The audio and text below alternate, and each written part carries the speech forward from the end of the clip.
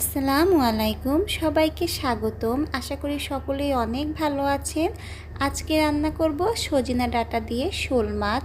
নানা রকমভাবেই কিন্তু এই সজিনা ডাঁটা রান্না করা যায়, আর খেতেও কিন্তু ভীষণ মজার হয়।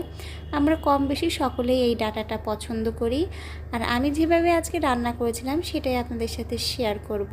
আশা করি সকলের কাছেই ভালো লাগবে। এখানে আমি সজিনা ডাঁটা নিয়েছি, আর সজিনা ডাঁটাকে আমি এখন ছোট করে কেটে নিব। আপনারা আপনাদের পছন্দ অনুযায়ী কেটে নেবেন।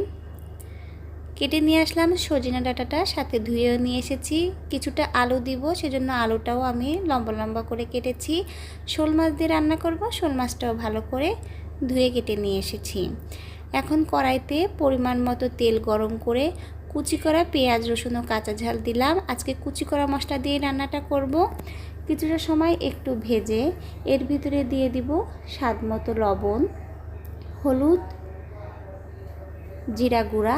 আমি এখানে ধনিয়া গুঁড়াটা দিইনি, আপনারা চাইলে কিন্তু সেটা দিতে পারেন। আরও কিছুটা সময় একটু ভেজে এখন আমি ধুয়ে রাখা শোল মাছটা দিয়ে দিব। শোল মাছটা দিয়ে ভালো করে মশলার সাথে সময় নিয়ে আমি একটু ভেজে নিব। এতে করে মাছের ভিতরে ঝাল লবণটা খুব ভালো করে যাবে। আর আপনারা চাইলে কিন্তু এখানে কালারের জন্য একটু শুকনা ঝালের গুঁড়াও দিতে পারেন। আমি এখানে শুকনা ঝালের গুঁড়াটা দিইনি।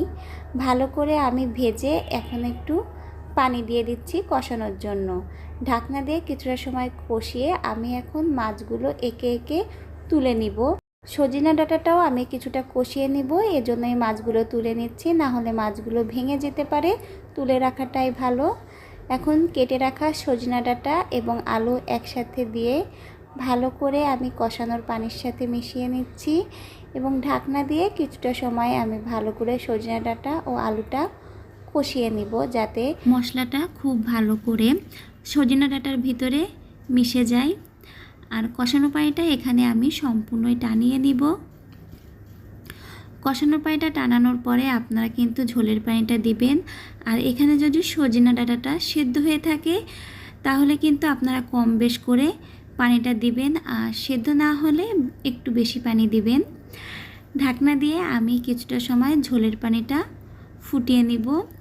ঝোলের পানিটা ফুটে উঠলে কষিয়ে রাখা শোল মাছগুলো দিয়ে দিবেন। শোল মাছ দিয়ে কিন্তু কিছুটা সময় রান্না করে নেবেন। ঝোলটা যখন কিছুটা কমে আসবে তখন এর ভিতরে আমি একটু টমেটো দেব। সজনা ডাঁটার এই তরকারিটায় যদি আপনারা টমেটো দেন তাহলে কিন্তু খেতে একটু টকটক হবে আর ভীষণ মজার হবে। এখন আমি চুলার আঁচটা কমিয়ে দিয়ে টমেটোগুলো ভালো করে সেদ্ধ করে নিচ্ছি, আর ঝোলটাও কিন্তু আমি কমিয়ে নিয়েছি। আর সজনা ডাঁটা আলুটা সেদ্ধ হয়েছে কিনা চেক করে নিয়েছি। মাশাআল্লাহ, আমার রান্না হয়ে গেছে। এখন আমি নামিয়ে নিচ্ছি। তৈরি হয়ে গেল কিন্তু আমার সজনা ডাঁটা দিয়ে শোল মাছের তরকারি। এরকম একটা তরকারি রান্না করলে কিন্তু মন্দ হয় না।